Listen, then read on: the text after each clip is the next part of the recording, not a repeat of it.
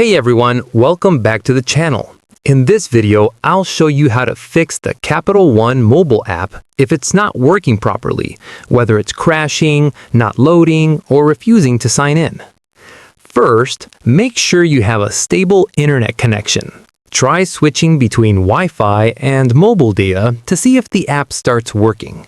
A weak connection is one of the most common causes of app issues. Next, check if Capital One app needs an update. Go to your phone's App Store or Google Play Store, search for Capital One, and install any available updates. Outdated versions of the app can stop working correctly. For Android users, clearing the app cache can help.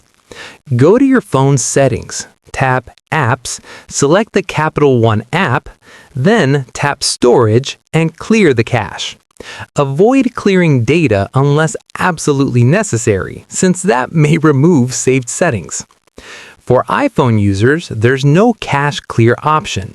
Instead, delete the Capital One app, restart your phone, then reinstall the app from the App Store and sign back in. If the app still isn't working, restart your phone to refresh the system. You should also check Capital One's website or social media to see if there's a temporary outage or scheduled maintenance.